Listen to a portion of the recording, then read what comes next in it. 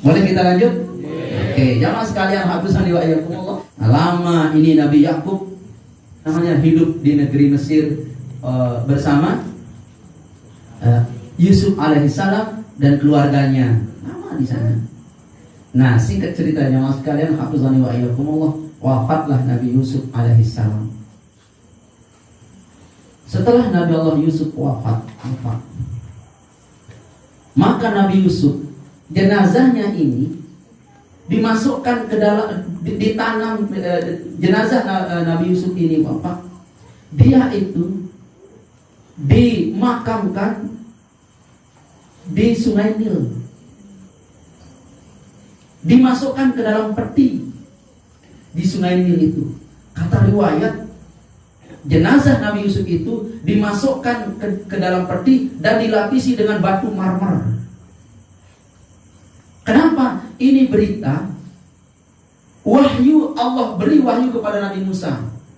Jarak antara Nabi Yusuf dengan Nabi Musa itu 400 tahun.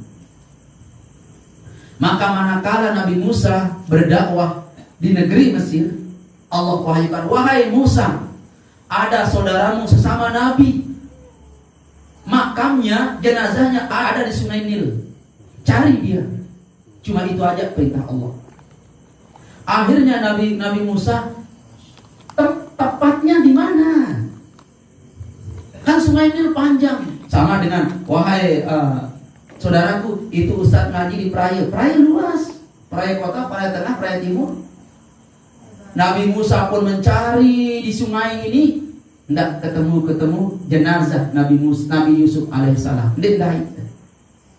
Akhirnya ketemulah dengan seorang tua umur 70 tahun. Tua sekali dengan itu. Mendengar bahwa Nabi Musa mencari jenazah Nabi Yusuf yang dimakamkan dengan cara direndam dalam peti 400 tahun yang lalu. Enggak. Naon ini orang perempuan ini. Akhirnya orang perempuan ini berkata, ya Nabi Allah, di negeri Mesir ini yang tahu cuma saya, di mana tepatnya Nabi Yusuf dimakamkan. Mesak kenaon. Wahai ibu, ini wahyu Allah. Aku disuruh mengambil jenazah beliau. Lebih tahu katanya. Ayat Nabi Musa, ibu, mintalah apa yang kamu inginkan. Dunia ini aku apakan. Asal engkau kasih tahu aku di mana jenazah saudaraku Yusuf sesama nabiku. Kata ibu-ibu ini, wahai Nabi Yusuf, 2 syaratnya, baru aku kasih tahu engkau. Kata Nabi Musa, kasih tahu aku. Pertama, akan aku kasih tahu engkau di mana jenazah Yusuf itu, Nabi Yusuf itu, dengan syarat aku harus bertak bersama engkau wahai Nabi Musa di surga besok. Kata Nabi Musa, akan aku doakan engkau kepada Allah. Syarat kedua apa? Syarat kedua, doakan aku kepada Allah agar aku muda lagi. Pada saat itu umur 70 tahun. Nabi Musa nanya, umur pira melek? Kira-kira umur 20 tahun. Ini orang 70 tahun mau dirubah oleh doa Nabi Musa menjadi 20 tahun. Kata Nabi Musa, oke. Kau belajar bahasa Inggris Nabi Musa. Apa katanya? Oke, never mind, tidak masalah katanya. Asal engkau kasih aku petunjuk di mana jenazah Nabi Yusuf itu. Lalu Nabi Musa pun angkat tangan, ya Allah, demi aku tunaikan wahyumu, ya Allah, izinkan aku bersama si perempuan ini masuk surga besok. Allah pun jawab, aku izinkan, aku ijabah doamu. Kata Nabi Musa, yang kedua, ya Allah, dia mau supaya muda, umur 20 tahun lagi. Sekarang umurnya 70 tahun. Kata Allah, iya. Lalu Nabi Musa berkata, ayo kita Al-Fatihah. Al-Fatihah waladhdallin amin. Terus gua muat. Pas gua muat nanti, so langsung muat si mulut kan terhadap si ceper. Si tajam semeni. Mulus bu. Dan kejut ini perempuan lurus. Ya Allah. Tentu Nabi, ya ini doaku kata Nabi Musa. Tidak perlu perawatan. Cukup dengan doaku. Kembali dia muda umur 20 tahun. So cantik sekali bu. Mau doa Nabi Musa ini? Cerita ini Bapak, pelunggu para asatidz suatu ustazah, kalau pelunggu mau tahu cerita ini, baca Sarah Sawi, kitab Sawi itu ada sarahnya. Cerita ini ada di kitab itu. Kalau pelunggu ingin tahu doa Nabi Musa itu, ibu pelunggu doa saja langsung sekarang berubah. Amin. Bapak juga bisa. Riwayat di dalam kitab itu katanya berkat doa Nabi Musa itu, ini kan umur 20 lagi nih. Lagi nambah. Pas umur 60 Allah kembalikan lagi menjadi umur 20. Begitu orang tua ini demi waktu tua Allah kembalikan umur 20. Dua. Allah kembalikan umur 20 sampai umurnya 1600 tahun. Si pemuda ini. Dia udah cerita nih gue ring. Enggak, ini parang dari paling ini ku. Ini jamaah sekalian, hafizani wa iyyakum. Nah, setelah Nabi Musa mendoakan itu, lalu perempuan ini menunjukkan di mana peti yang di tempat Nabi Yusuf itu ditunjukkan. Pas dilihat oleh Nabi Musa, bergelantung peti ini di Sungai Nil. Lalu Nabi Musa pun turun mengambil jenazahnya. Pas dibongkar peti itu, lalu jenazah beliau itu masih gagah. Ayatnya jenazah orang masih gagah, meloneng, mentek, so handsome, sangat gagah sekali. Konon kegagahan Nabi Yusuf itu begini Bu. Tahu ada nangke? Bu? Nangka itu umpama nangka itu adalah kecantikan, ya. Lalu nangka ini dipotong dua Bapak. Maka yang satu potong ini itu dikasih kegagahan kepada Nabi kita Muhammad SAW. Tapi wala rimis itu. Kegagahan kepada Nabi Muhammad SAW. Dan yang satu potong ini dibagi dua lagi. Berarti ini nangka dibagi berapa dia? 4. Dibagi seperempat kan? Yang seperempatnya untuk kita bagi sedunia ini. Lalu yang seperempat itu kepada Nabi Yusuf diberi. Kepada Nabi Yusuf. Yang seperempat kecantikan itu, kegagahan itu untuk Nabi Yusuf. Yang seperempat itu kita bagi nih. Ya pemenil nih rom. Boleh kita lanjut? Oke, jamaah sekalian habisan diwayah.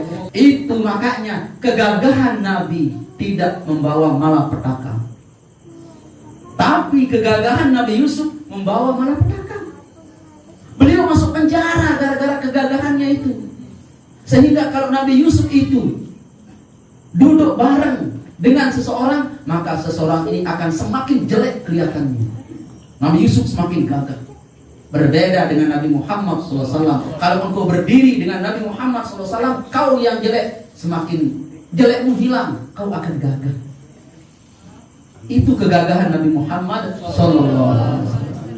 Makanya riwayat berkata, andai kata Sahbu Zulaikha, sahabat-sahabat Zulaikha yang mencaci maki Zulaikha, dia berkata, wahai istri Aziz Mesir, di nara ilang, nara malum, balem di anak akon di kuiring. Anak angkatmu kau jatuh cinta sampai-sampai aku membuat malu derajat perempuan. Nara ilang, ini fitnah menyebar di kota Peraya, di kota Mesir. Zulaikha tidak kurang akal, gemes kalah. Ada yang tahu bagaimana tersiksanya hidup bersama orang gagah. Apa kata ulama? Andai kata perempuan-perempuan yang menghina Zulaikha ini hidup, niscaya bila melihat Nabi, dia bukan memotong tangannya tetapi memotong hatinya. Karena gagahnya Nabi. Bagaimana peristiwa itu terjadi?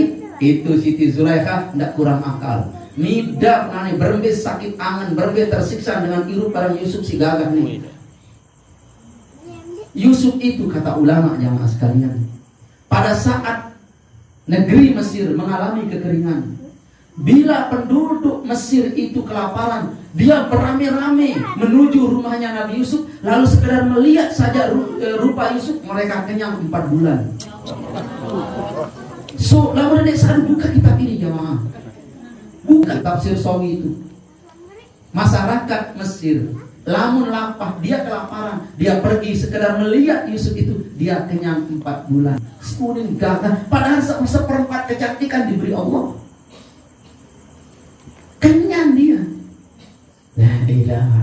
Kata Zulaikha, mentia luar kecak kegagah manusia, keengat doang besok. Bau kedek mangan setengah tahun si kenal engat si anak Yusuf iki. Mun ngupi birang tamu ya Allah. Pokari tamu pedang sebelum Demin senyum Yusuf niki lemes angkong. Oh, Nuna jamaah sekalian. Lamun liwat Yusuf dengan keinginan meni burung tamu burungan pun berdeket gelas dia. Ya penceramah harus bisa begini bos. Bagaimana menariknya kalau tak begini? Walaupun itu bukan yang sebenarnya, tapi gambarnya kurang lebih seperti itu. Kalau saja orang kenyang memandangnya 4 bulan, bagaimana gagahnya sang Yusuf ini alaihissalam. Nuna jamaah sekalian. Kata Zulaikha jerih lalu Zulaikha mengundang itu dedara bebalu-balu si hina Zulaikha ulia undang. Setelah duduk rapi, lalu dia bagikan kater dan apel. Kata Zulaikha, qala Zulaikha, ukhruj alaihim, keluarlah engkau wahai Yusuf di depan mereka. Jangan kau berdiri wahai anakku, lewat aja. Apabila Yusuf itu dibukakan tabir kelambu, falamma ra'ainahu akbarnahu wa qatta'na aydiyahunna. Apa kata mereka? Wa qulna hasya lillahi ma hadza bashara in hadza illa malakun karim. Al-ayat. Apabila Yusuf lewat saja, lalu ra'ainahu, subhanallah, lalu bebalu dedara niki luke apel niki iman lalu lucok. Si gagah Yusuf itu. Sone sadu jamaah ini. Ini Al-Quran jamaah.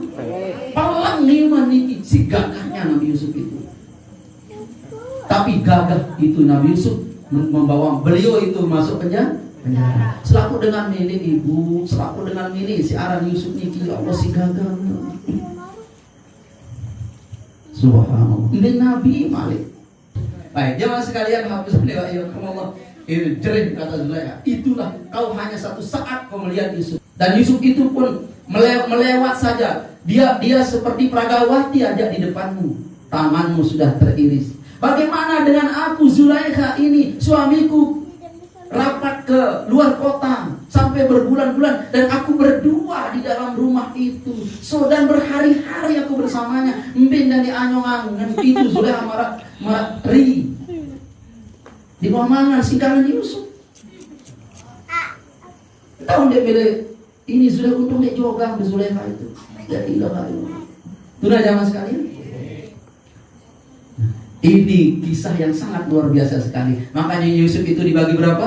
Dibagi seperempat kecantikannya oleh Allah. Setengahnya itu dikasih kepada Nabi Muhammad SAW dan seperempatnya untuk kita semua. Jamaah sekalian, Alhamdulillah. Itu seru pengajian penutup ya. Seru pengajian ya, pokoknya seru di rame-rame. Akhirnya apa jamaah sekalian? Itu firman Allah Subhanahu wa taala, "Selamatkan jasad nabiku wahai Musa." Itu saudaramu sesama nabi. Lalu Nabi Musa mengganti peti itu dengan batu marmer. Batu marmer sing gede. Cor karena si marmer. Kata Musa, wahai Allah, di mana aku makamkan saudaraku ini? Kau makamkan di pinggir sungai Nil. Di pinggir kanan sungai Nil. Nabi Musa pun memakamkan Nabi Yusuf di pinggir kanan sungai Nil. Subhanallah. Apa akibatnya? Semua sawah yang di kiri sungai Nil itu kering kerontang. Ndek narak udah dalat butak tak. Kedelir sakur kesiong malik. Walaupun pare bini ada bapak harne ini pun itu tidak bisa itu. Kata masyarakat, ini apa terjadi ini? Ternyata setelah dianalisa, ternyata gara-gara jasad Nabi Allah Yusuf itu dimakamkan di pinggir kanan sungai Nil. Kata masyarakat, wahai Musa, pindahkan itu jenazah Nabi Yusuf. Dipindahkan lagi, digali, dipindahkan lagi ke sebelah kiri. Setelah dipindahkan sebelah kiri, yang sebelah kanan kering kerontang. Subhanallah. Sampai meninggal dunianya 400 tahun, mukjizatnya tetap ada. Mulia sekali Nabi Yusuf ini. Ya Allah. Bagaimana solusinya? Subhanallah jamaah sekalian. Maka setelah diganti bahtera itu, diganti dengan marmer, Maka jenazah Nabi Yusuf ditanam di tengah-tengah sungai Nil, tidak ditanam, dilepas begitu saja. Until now, Mister, sampai sekarang. Makanya sungai Nil sampai sekarang bisa aman.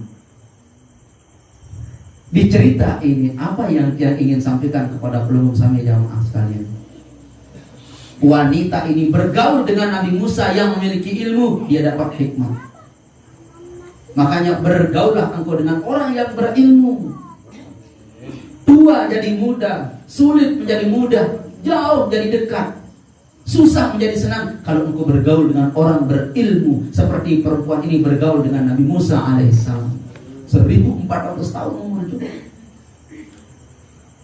Hikmat yang kedua, lihatlah bagaimana kehebatan jasadnya Nabi yang mulia ini. Makanya ada hadis, al ulama warasatul anbiya. Ulama itu pewaris para nabi, bukan ar-rasulu warasatul anbiya. Bukan. Para ulama itu mewariskan ilmu para rasul, bukan. Tetapi para ulama itu mewariskan ilmu para nabi, ilmu nubuahnya yang kita warisi. Maka begitu juga Allah istimewakan jasad para nabi itu, begitu juga akan diberkahi, dirahmati jasad kita walaupun kita sudah meninggal dunia, asal kita mampu mewarisi ilmu para nabi. Amin. Jangan khawatir, jangan khawatir. Terlalu besar kekhawatiran, terlalu besar keputusasaan, itu tidak ada rumus di dalam rahmat Allah Subhanahu wa taala.